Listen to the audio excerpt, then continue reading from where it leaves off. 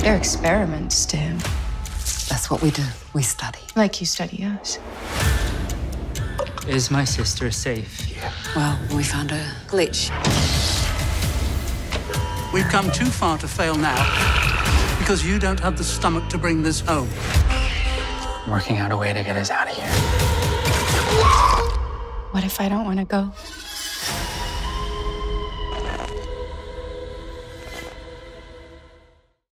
Welcome back, everyone. It's Charlie. This will be my Alien Earth Episode 6 trailer video. There's a whole bunch of Easter eggs and references here, so we'll break it all down. If you're brand new to the channel, be sure to subscribe to get all the episodes. Judging by the footage, it looks like Wendy's new friend, Xenomorph, is growing really big, really fast. The episode is titled The Fly, likely a reference to the David Cronenberg, Jeff Goldblum Fly movie in the 80s. The creator, Noah Hawley, said that movie was one of the inspirations for the series, and during it, scientist Seth Brundle's experiment goes very, very wrong, and he slowly begins to turn into a fly. During this series, the Alien Earth series, Prodigy and Boy Cavalier is trying to create the hybrids and experimenting on the xenomorphs and the other alien specimens. And as we've seen, things have already started to go spectacularly off the rails, with implied things are just going to get worse and worse and worse through the rest of the episodes. During the trailer footage here, if you couldn't tell, we actually see the scientist Arthur be the one that falls prey to the facehugger, so that could be more the literal part of the Fly movie inspiration, where Seth Brundle becomes part Fly. Arthur becoming an unwitting part of the experiment himself in the same way. Seems like he's going to be the one that becomes Slightly's victim, who you actually see cowering in the hallway. Like, it seems like after things have gone down, like after the facehuggers got him, like, oh, I finally did it, I finally did it. Initially, it seemed like he hated Hermit, so he wanted him to be the one who was going to get the facehugger, Wendy's brother. He gotten pissed off at him because Wendy got to have her brother there, and he was missing his family, who was being held at knife point, literally and metaphorically, by Morrow. So he was worried about his family, but can you be mad at him for making all these bad choices? Because he's a little kid. You have to remember, these are all little kids stuck in robot bodies. Funny enough, they still haven't answered the question if it's actually the kids, like their souls that got transferred into the body, like it is the actual kids transferred into the bodies, or are they just AIs running around thinking that they're human? Did they just clone the data to AI brains? Speaking of the title Fly, this also might be a reference to the winged creature, the alien specimen that we haven't seen that much of since the show started. You actually see it in the trailer footage here, forming a new hive structure like a new nest inside its containment cell. There hasn't been a whole lot going on with the character, so there have been all kinds of theories about what its whole deal is. What? So far, we've seen most of the alien specimens and what they're capable of doing. Not complete explainers for all of them, but there has been some action with most of the alien specimens, just not so much with the winged version. The title also might support the theory that Boy Cavalier will eventually fall prey to the eye creature. It just seemed like he was so fascinated with it, and the eye creature is very, very intelligent, and his whole thing is that he wants to speak with another intelligent species that's smarter than he is. The whole idea is that he was trying to get Wendy to learn to speak to the xenomorphs so that he could communicate with the xenomorphs, but that could be a bit of a misdirect. It could actually be the eye creature that he winds up actually communicating with when they become what, like when it overtakes him. Everybody is starting to root for him to get the most painful death, like he's starting to feel like the biggest villain on the show so far. But that's part of the idea of the character. The writers said that you're supposed to hate the character, like they want you to hate the character. And probably the other biggest thing during the trailer here is the chest burster that we saw at the end of episode 4 that Wendy was cooing to, like that seemed like it had cozied up with Wendy, now grown to the point where it's got little tiny legs and arms. One of the only other times I can recall actually seeing a tiny xenomorph like this small, like chest burster size or chest burster phase with little bitty arms and legs was actually during Spaceballs, which was more of a parody because John Hurt came back for that big reveal scene too, but it was meant to be funny. Throughout this trailer footage, and this is just footage taken from this particular episode, it seems like it grows in size quite a bit across the episode, so by the end of the episode, it might be at or close to full size. Once chest bursters emerge from something, throughout most of the Alien movies, typically they shed their skin and grow to full size really quickly. While it's still a little bitty size, Wendy's still making clicking sounds to it inside its cage, making it seem like she's turning into a new kind of queen of sorts too. There was an interesting moment during the recent official podcast for episode 5, so creator Noah Hawley referenced the idea of queens, xenomorph queens. He actually said that one of the questions they asked when they were initially making the series was bits of lore from the movies like, how do you make a queen? you know, in this novelization, they introduced the idea of how you make a queen, etc. Making it sound like they'd eventually explore that concept or have a big twist on that concept at some point during this series. There have been a lot of theories that Wendy would eventually learn how to control the Xenomorphs, because remember, there's a whole bunch of other eggs that haven't hatched yet. Kind of in the same way that she controlled the Prodigy technology in the Prodigy robot earlier in the series without really thinking about how she did it, just an intuitive ability that she'd evolved to gain. Like, she doesn't really understand what she's doing, she just does it.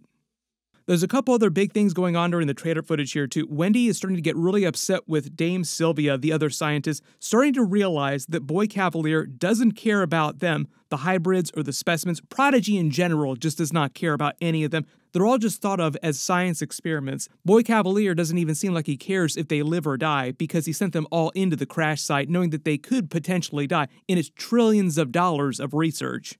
He is both metaphorically and literally cavalier with everybody's lives. Also the idea that he purposefully told Petrovich to crash the spaceship into his city, knowing that it would kill a ton of innocent people.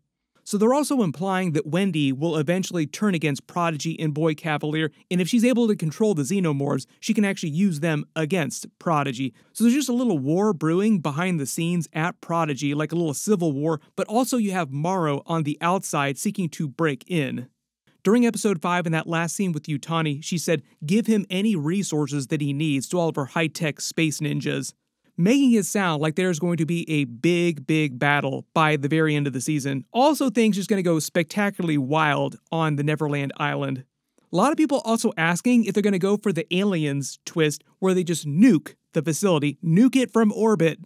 That would also clean up some of the Alien movie timeline too, in how they don't know too much stuff by the events of the first Alien movie. Like, they know some things, but not every single thing, because there are a lot of people on the Neverland Island that now know a ton about how the Xenomorphs work, including how to communicate with them. That creates a bit of a plot hole. You have to explain what happens to the characters that can do that or have those abilities in the future. Like, did they just go off somewhere else and you never see them again? Or do they get nuked from orbit, and that's how they clean up that timeline? This new shot of Boy Cavalier in his shuttle flying through the city is probably attached to that scene at the end of episode 5 where Yutani said that he had agreed to arbitration. They meet tomorrow. This is probably tomorrow, so he's flown into the city and they're going to be meeting with their lawyers. He agreed to arbitration. We meet tomorrow. There's been some allusion to the heads of the other top 5 companies. I'm hoping that if they do future seasons, they'll get deeper into that lore too, just because that's a lot of stuff that the movies have not fully explained yet. Most of the movies are dealing with stuff that happens off-world, not stuff that happens on Earth. Really easy opportunity for the TV show to pick that up and run with it. Dame Sylvia says that there's a glitch that they found. You also see them examining Nibs, so we might find out what's really going on with her and why she thinks she's pregnant. A lot of people think this might just be a child's way of reacting to PTSD and trauma that they've experienced, trying to explain something that they never actually experienced before, or they don't have the actual language to explain. Or is it going to pay off in some other big Easter egg, like how does the eye creature propagate? Previously, the scientists on the Maginot actually gendered her female. The eye was female, so it's possible that it has some weird way of replicating or propagating itself that we haven't seen yet. We literally just saw how the alien tick creature did that. It basically sprayed its tadpoles that basically go inside someone or some creature and then just leech off of it until they grow to full size. Maybe Nibs does have something growing inside of her, and that's why she thinks she's pregnant, but really she might just have a creature growing inside of her. The only problem with this is that we don't know how the alien specimens react to the hybrids. Like, could the eye creature even overtake one of the hybrids and use its brain? We literally just saw it not be able to do that to the alien Xenomorph. It was able to shake it off, even though it did seem like the Xenomorph was freaked out by the eye. Even the Xenomorph was freaked out by the eye. Really starting to make it seem like the eye creature is the most terrifying thing on the show, not the Xenomorphs anymore. You can let me know in the comments what you think is really going on with Nibs. Like, is she just going crazy and hallucinating a pregnancy, or is there actually something growing inside of her? There's a brief scene of Toodles accidentally ripping one of the doors off of its hinges inside the science lab. That's just him just not understanding his own strength. I think they're also teasing the idea of what these hybrids are actually capable of if they really lost it. Like, they could actually be really powerful weapons. What happens when one of them starts to unleash on everybody else?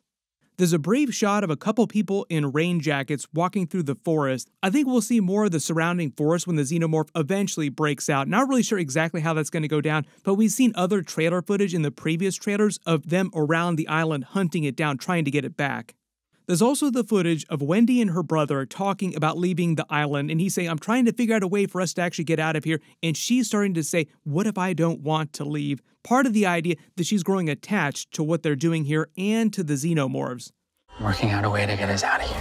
What if I don't want to go? There's not a lot of Morrow during this trailer, but he's probably going to be back during the episode at some point because of Slightly's whole plan.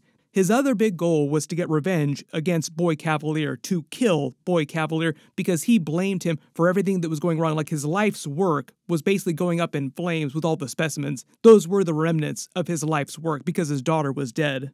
So any way you look at it, it just seems like everybody on the show will want Boy Cavalier dead by the end of the season. We will see how they wind up sending him off or if he survives to a potential season 2.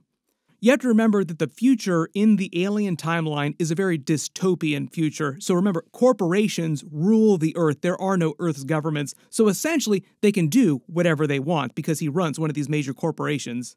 The only real way for him to face any actual consequences is if he falls prey to a Xenomorph or the Eye creature.